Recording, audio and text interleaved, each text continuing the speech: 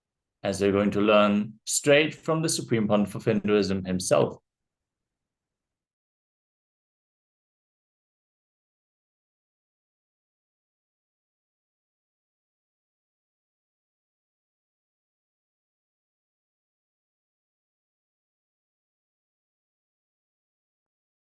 I'll share these 5 statements.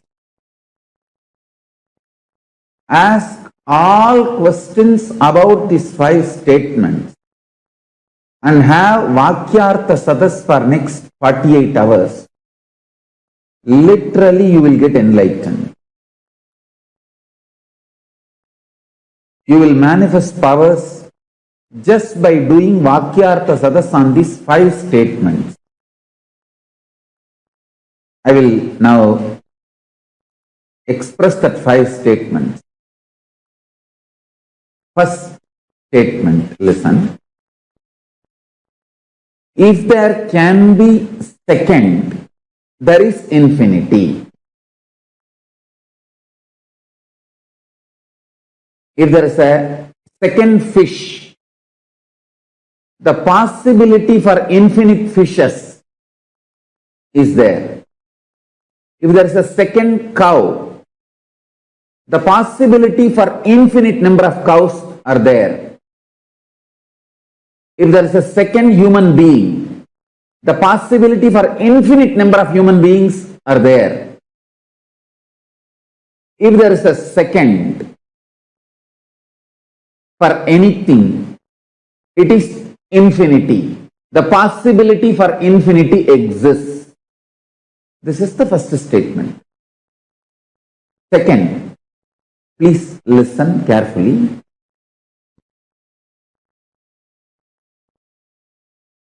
Each one of you are universe. I'll tell you, each one of you. Each one of you. I can read out the names.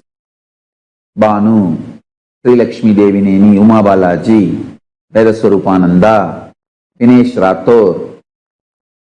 I am seeing each one of you. Listen. Each one of you are universe.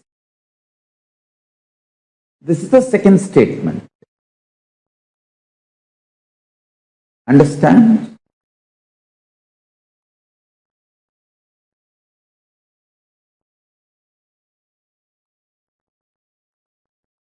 Ask all questions you want to ask about these 5 statements. After I finish making, now listen and internalize. Each one of you are a universe.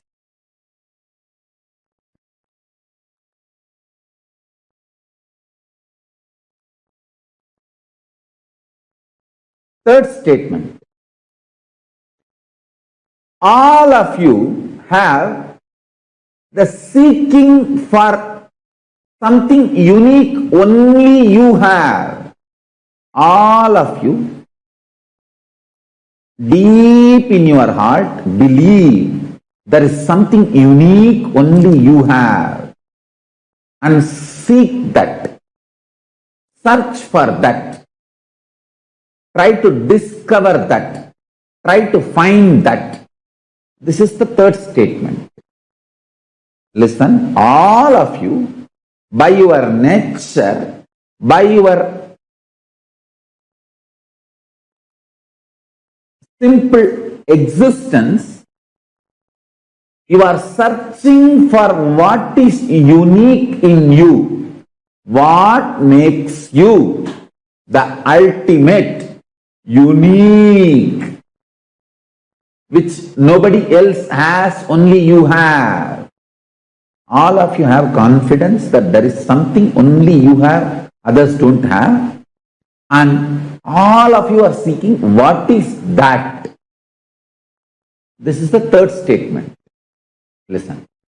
The fourth statement.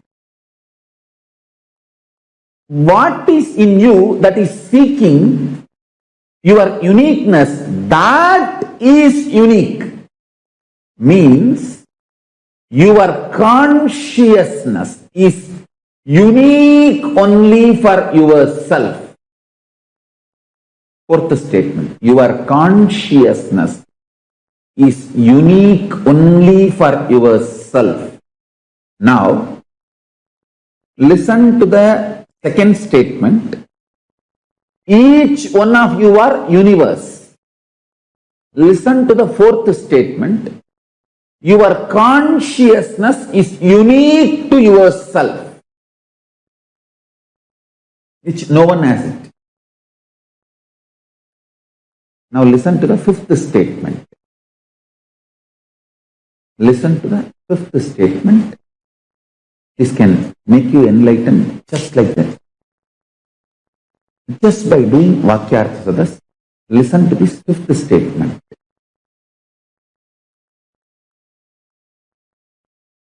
All of you please sit straight and bring your whole attention so that you listen to the fifth statement thoroughly.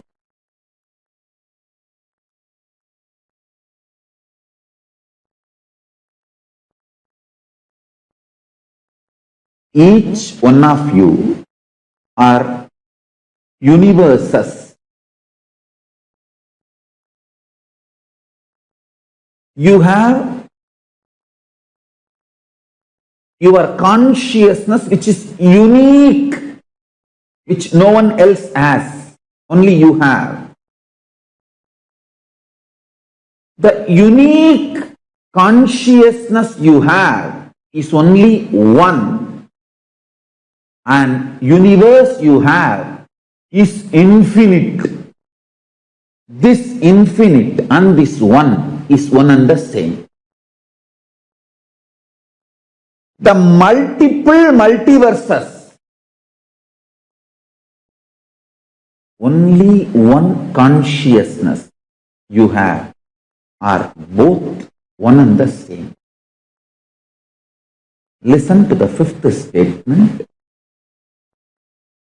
Multiple universes, I should say multiverses, and the unique consciousness you alone have is one and the same. Understand? Listen intensely. This fifth statement, understand?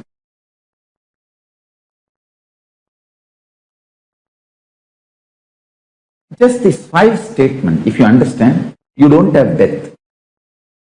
Hey, I am Paramashiva, I am telling you. I am here to give you ultimate immortal life in a very simple way. I tell you, immortal life is not difficult. It is just small few understandings and keys I have to insert in you. So, when you are about to leave the body through natural death, those keys will open up. There is an automatic system. Just will connect with you with that higher understanding, higher existence, where you and me are one and the same. I am just doing that connection of spiritual umbilical cord now through these 5 statements, 5 understandings. See, you are a universe. Listen. If you want, quickly run and get your kids and pets. Even if they don't understand, if they get initiated, they can get enlightened. So just get your kids and pets and make them sit. Yudhishthira Raja, hero of the Indian epic Mahabharata, one of the greatest epic ever written in the planet Earth, Mahabharata. The hero of that epic is called Yudhishthira Raja, a great king. same question was put to him by a demon, by a demigod. It asks him, Kimascharyam ita param? What is the greatest surprising thing on this planet Earth? What is the mysterious thing, most mysterious thing on the planet Earth? Yudhishthira gives a beautiful reply with a Sanskrit sloka. I will give you the Sanskrit sloka and then give the overall meaning. Agani bhutani gachantiha yamamandiram sesha sthiramischanti kimascharyam ataparam. Means, every day, so many lives are going to the Yama's abode, the death's abode, to the death's house. But the people who are staying here, they think they are going to be here eternally. They think they are never going to die. This is the greatest surprising thing for me on this planet Earth.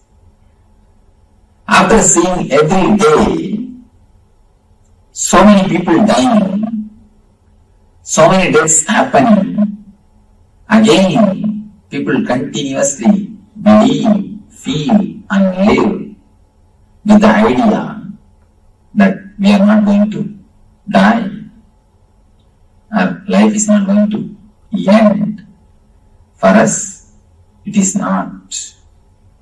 We always think only somebody else is going to get into the accident.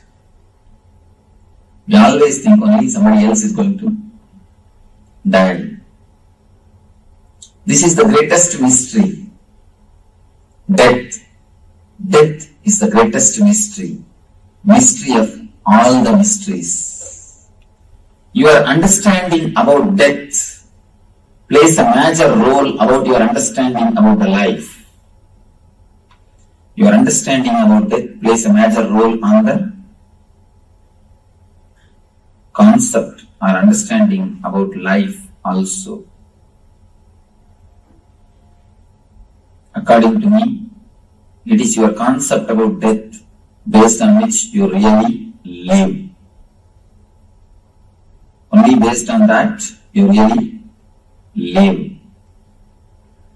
Now, let us enter into this mystery of mysteries, the most mysterious thing of the life, which we need to understand really in our life. There is a beautiful Zen saying, learning the art of dying is the real thing or the ultimate thing which you can learn in your life. Preparing and learning for the right beautiful death is the real thing which you can achieve when you live. Now let us look into the mystery of death, which is the greatest mystery. Can anybody speak about death? There is a proverb in Tamil. Nobody can speak because who has seen has never come back. Who has come back has never seen. So, unless you see, you can't speak. But the man who has seen never comes back. Nobody else can speak about death except an enlightened man. An enlightened man is authorized because he is already dead. He has underwent the death experience. Unless you undergo the death experience, you can never become liberated. You can never become enlightened. Except enlightened man, nobody else can speak about death.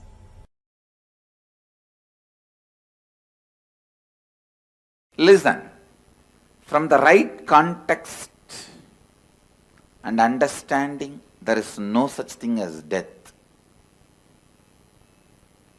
When there is a wrong context, every moment you will be dying. Please understand. When there is a right context, even what you think as the so-called death is not death. With a wrong understanding and wrong context, every moment, even a small ant. Sometimes you don't even need to see the ant. Just the thought, will this roof fall on my head? Is enough to put you into a panic attack. Just a small jolt in the flight is enough. Sometimes it is not even required, just your thought, a jolt in your thinking is enough to put you in the fear of death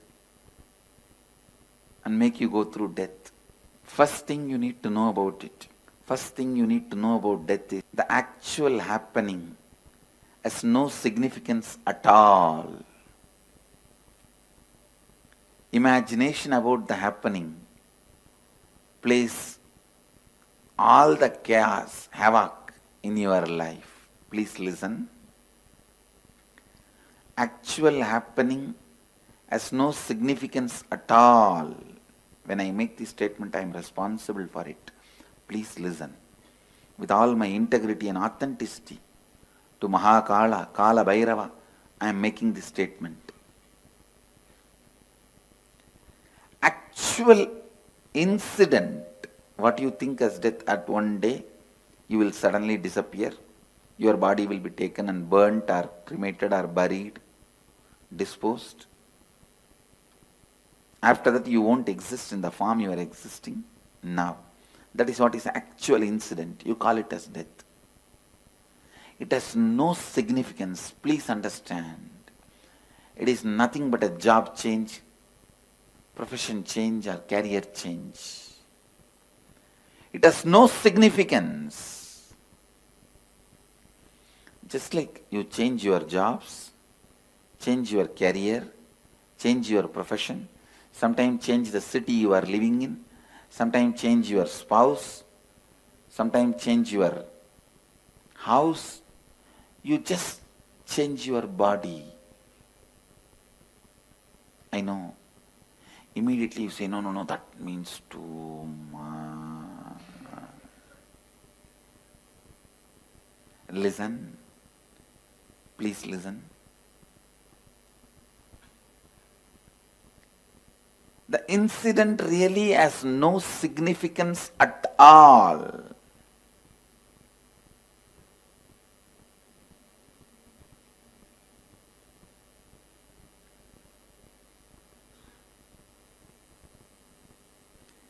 Changing your body happens so regularly in your life, it has no significance.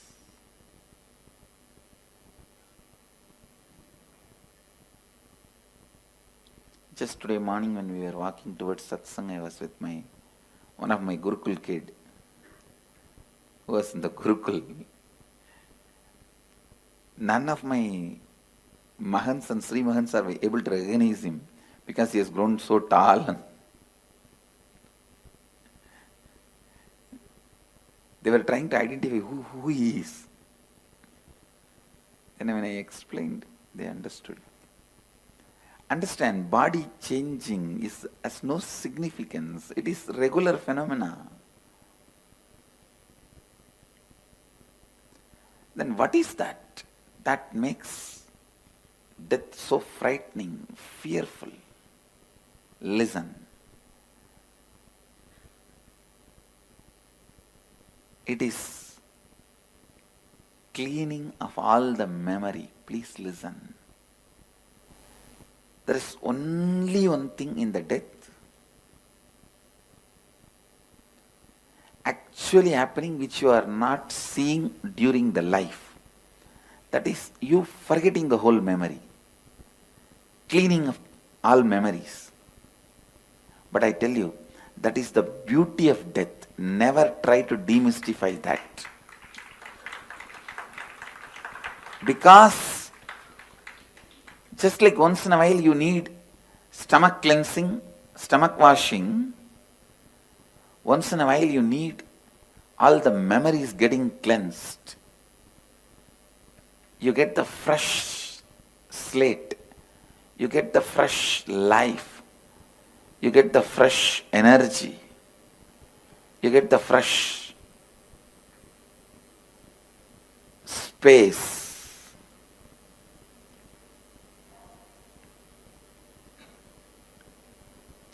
Actually, one of the most powerful blessing from Mahadeva, Mahakala is helping you to forget all those incompletions, the pain, and giving you the new possibility. But unfortunately, some of the greatest blessings you make it as a worst curse by getting frightened about it, by not having the right understanding about it, by not having the right intelligence about it. Understand, some of the greatest blessings, when the understanding is not there, can be turned into frightening curse. That is really, I can say that fear of death is the height of the human stupidity. Understand, handling of memories, it's one of the most difficult things human beings can do. Handling incompletions. When your body and mind is completely tired, sick, stuck, unable to handle any more thoughts, incompletions, Mahadeva just gives you the boon of rebooting. Come on, erase everything, delete. He presses that great delete button in your life and reboots and gives you the clean slate, new life, new possibility. It is nothing but the possibility for rewriting your future. The inner awakening given to you by Mahadeva directly is death. Death is the most powerful experiential inner awakening Mahadeva provides. It is so unfortunate.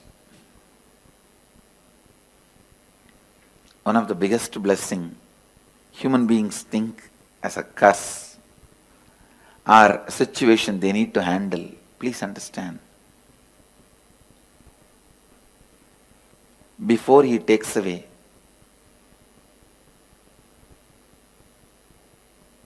water jug from your house, he brings Ganga to your house. Before he takes away tube light from your house, he brings Chandra to your house. He is the greatest caretaker during your transition, so don't worry. No other caretaker can be equivalent to him. That is why he lives in Smashana, just to tell you, he is the caretaker for you. He is the caretaker for everyone.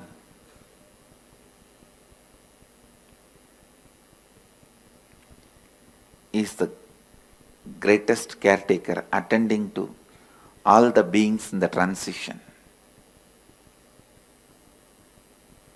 Actually, if you leave $1 million wealth and die, don't worry, you will just be born in a family where you have at least $1 million worth. If you leave certain amount of completion and incompletion and die, when you are born, you will have the same amount of completion and incompletion. If you leave with the great knowledge of painting, don't worry, the moment you are born, simply you will pick up brush and start painting. You will have that intelligence as it is made available to you. If you had the intelligence of a great singing and you die. The moment you take birth, that whole memory will be available to you. In 3 months you will start singing. At the age of 2 I started giving discourses. No, really. I started giving satsang before even the age of 3. The Ganesha deity was given to me by my father, because I narrated the whole story of Shiva and Ganesha. When my grandfather took me to the temple, I heard some preachers and priests reciting those stories. I came back and repeated verbatim. I think because my first satsang was on Ganesha and first puja was done to Ganesha, my life is successful. He removed all the vignas. Before the age of 3, I started giving satsangs. Understand? Now I am revealing you one of the important truth. Never I read any great Puranas. Simply I will start narrating the story. Later on when I get the chance to read the book, it will be exactly right. Whether it is stories of temples or Puranas, simply I will start telling the story. Later on when I get a chance to read the book, when I read, it will exactly be the same, verbatim. Understand, I tell you,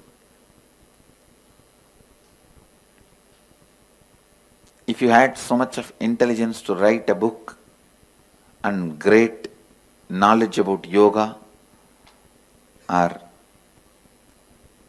the ability to sculpt and you die, when you take birth, the whole thing will be there as it is for you available. Just all the incompletions will be pushed back. You will be given a fresh possibility to rewrite your future. Incompletions has to be completed only by you, no doubt, but they will be pushed back and you will be given a new possibility to rewrite your future as you want. I tell you, nothing will be lost. Nothing is lost. Just fresh body, fresh mind, fresh few years for you to live. Death is just body change. Sometime it does not even affect you like a career change or nation change or spouse change. If you have changed any one of this in your life, your profession, career, spouse, or the nation where you live, the family, if you have changed any one of this in your life while living and handled it, don't worry, death is nothing for you. I give you the guarantee. If you have done any one of this major change and were able to handle that pressure, that stress and that change, you are already prepared for death. Death will be much smaller change than any one of this change. You don't have to worry at all. If you know how to use that moment to be free once for all,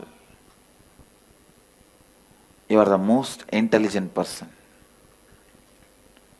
You are the most intelligent person. I have seen in the schools, when the classroom doors are open for a teacher to enter, some of these small kids will just run between the legs of the teacher and run away. Just like kids run away, escape when the teachers open the door to enter into the classroom. During the death, Mahakala enters in your life to remove the life. You can use that gap to escape once for all into liberation. See, for death to happen, you need just two things. The door which is opened and the presence of Mahakala. Both happens during every death. With the right context, you can just escape. Be liberated once for all.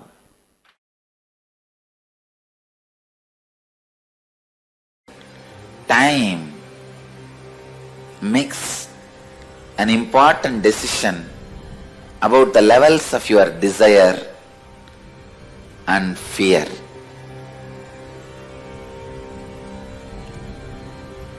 Man who understands the continuity of life and death, in front of whom the vast amount of time is available, who is in the restful awareness,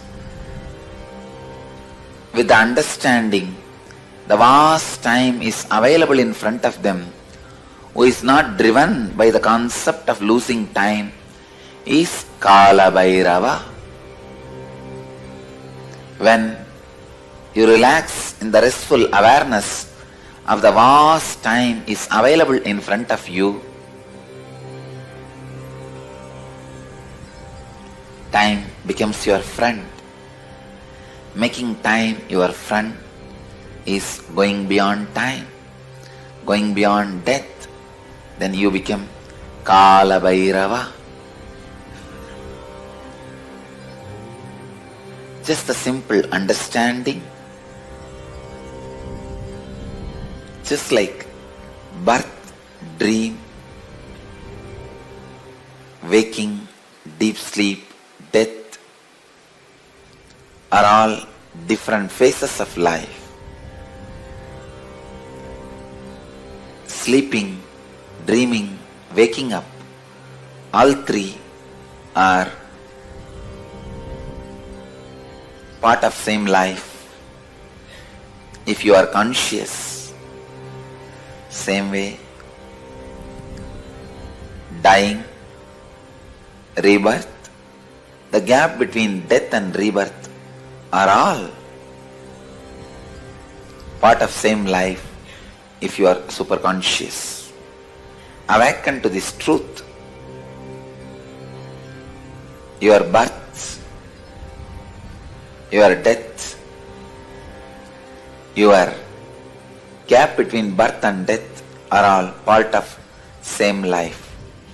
I, Kala Bhairava, tell you all, you don't even need any other spiritual practice.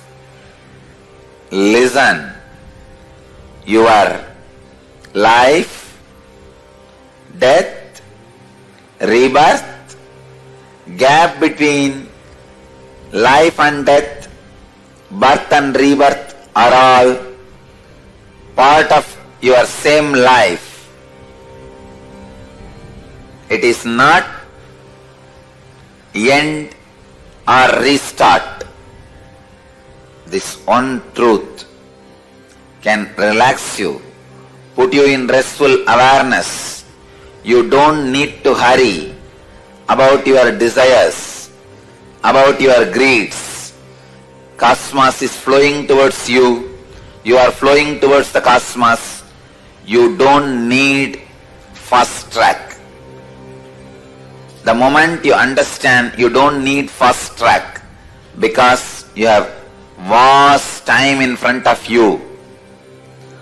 All the knots, thought patterns, samskara knots, the grandhis you created in your different energy centers and the thought patterns you created, the thought patterns and samskaras still which you are keeping stiff, straight, gets loosened.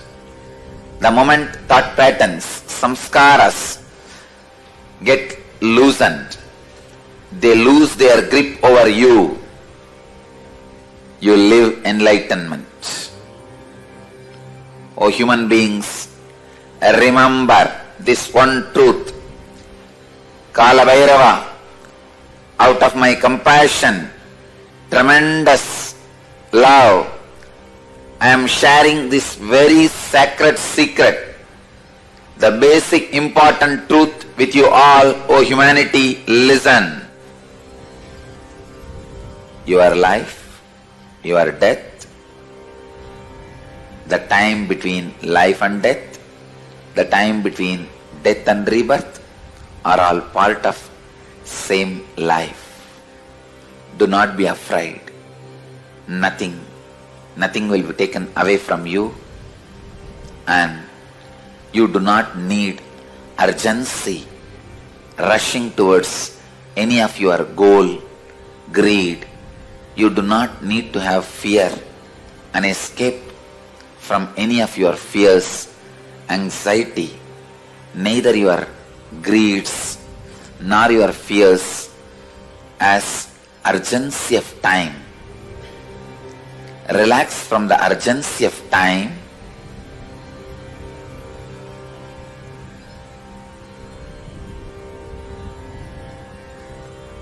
The restful awareness.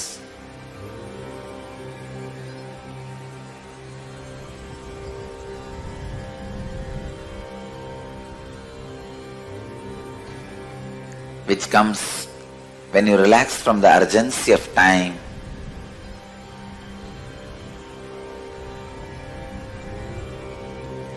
Makes vast time available in front of you. Anybody who has a vast time available in front of them is Kala Bhairava.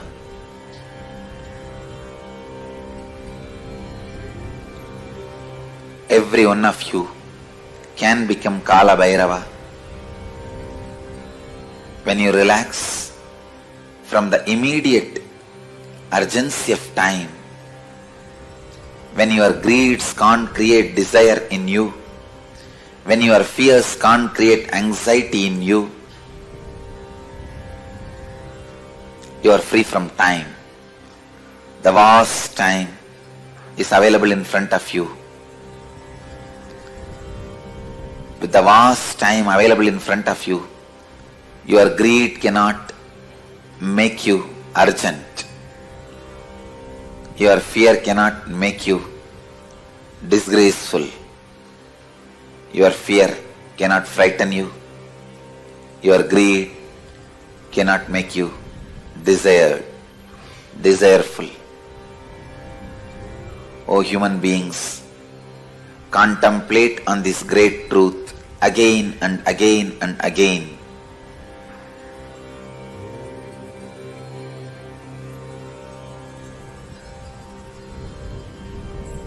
The brain which I am using to radiate this truth to all of you is capable of transmitting that very truths to all your brains, as brains do not have individual consciousness. It is just a biomemory chip in human body. I bless you all to receive the truth, to relate with the truth, to be receptive to this truth. It can be transmitted just like that. It can be easily transmitted. It can just be downloaded. Your birth, your death, your rebirth, the time between the birth and death, time between death and rebirth are all part of same long life. There is no discontinuity in the whole life. Let this one truth sink in all of you.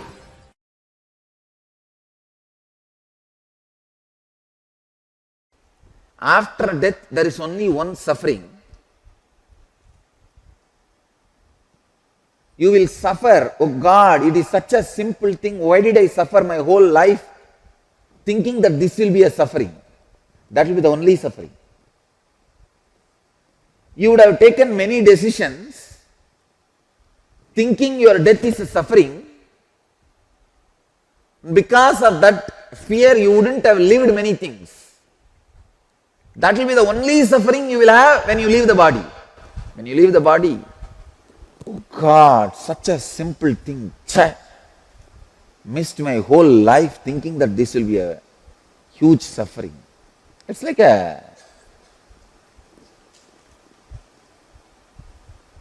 You know there was a huge treasury in a cave,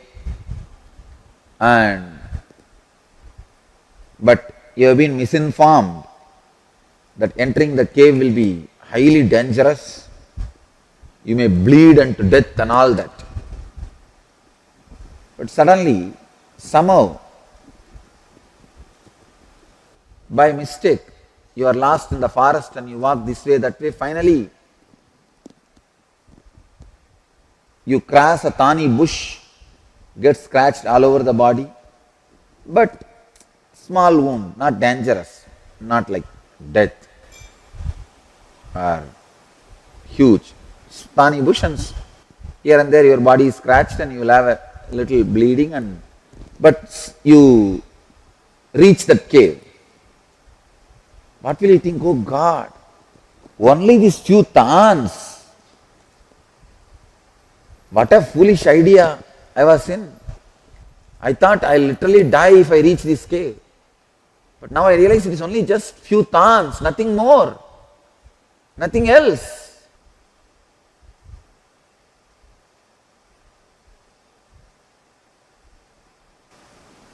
It is such a big difficulty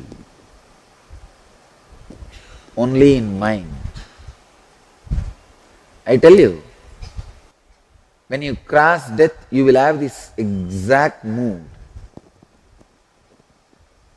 Now you have too many ideas, misconceptions. You are misguided. Death is huge happening in your life.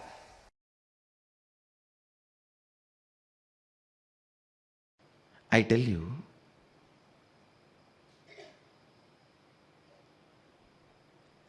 remembrance of the goal only is required during death, because all obstacles have already become useless to you. For example, if your money, bank balance, wealth, relationship, if they were all only the obstacle that you did not achieve oneness, all of them have already become useless to you. When obstacles have become immaterial, nullified, all you need is just remembering the goal, nothing else. Krato smara, kritaggun smara, krato smara, kritaggun smara. First prayer. Om means addressing supreme consciousness, Isha. In this Upanishad, the word Isha is used as addressing supreme consciousness. Om, addressing the supreme consciousness and praying, remember what all I did to become one with you. And telling your being, remember what all you did to become one with him. That's all. Because all the things which were obstacles, your ego, your body, your mind, your wealth, no vehicle is useful anymore. They won't let you even get into your own car. They will only put you in an ambulance. You can't sign in any checkbook. No. You can't sign in any checkbook. All the things which were distracting you from staying in the space of oneness now has become useless. Now, you don't need to remember the struggles, you need to remember about the goal. Anything else, repenting, guilt, everything will only remind you about the struggles. Understand, when the problems are there, you can remember about struggles. Here the problems does not have any more power over you. Only a fellow who's died knows this secret.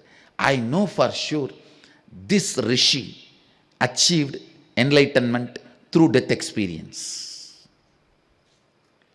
Only a person who walked the road can so clearly describe Actually, the moment the pain of the death starts in your system, everything becomes useless. Everything becomes useless. Now, what is the point in thinking about something which is no more part of you?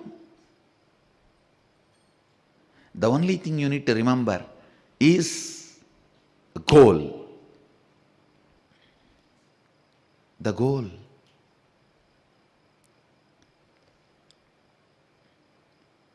Actually, you will become the being which you never imagined you can be by the time you reach the death. It is not that you will have completion or incompletion about your relatives. Suddenly you will feel they are irrelevant to you. Really, I am telling you. The closest relationship you think will look almost unknown and irrelevant. Who is this guy? I don't remember him. No, really. The person will become irrelevant to you. At the most, you may see Guru's form, but not the way you related to me externally, but the way you relate with me internally with your Atmamurti. That relationship will become reality at that moment. Not the way you relate to me externally, but the way you relate to me inside you as your own Atmamurti. All other relationships, people, places, object, everything will become irrelevant. You will neither have completion nor have incompletion. For example, somebody who is living in US, if you ask them a question, are you complete or incomplete with the planet Jupiter and the people there living there? What will you say? Neither complete nor incomplete, they are irrelevant if somebody is living in Jupiter. Same way, when the death pain starts and you start moving, all the people with whom you lived will become irrelevant. The memories will become irrelevant. The only memory worthy of remembering at that time is all you did to experience oneness with the cosmos. All you did to experience oneness with cosmos. That's all. That's all. Krato smara, kritagno smara. Exactly this is what you go through during the death process in inner awakening.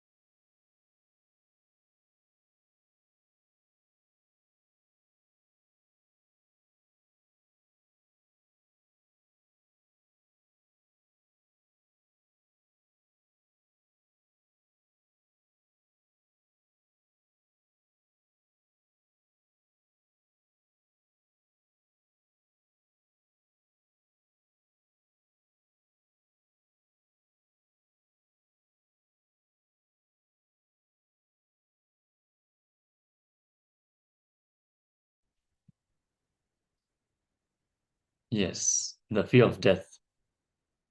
One of the most hindering instances in our life, as we learned about the supreme pontiff of Hinduism, that it is just another job change, just another pair of clothes. And at the end of our life, when it actually happens, it seems too small to waste our entire life in the fear of death. So let us take the decision to act out of the consciousness and that this is just another change of clothes. Let us take the decision to live fully. Let us not get stopped by the fear of death. Let us take this commitment as we come to the end of yet another powerful day of Paramashivoham Level 2. Thank you all so much for joining us today. And tune back in tomorrow for yet another powerful day as we conclude this session with the Purna Mantra.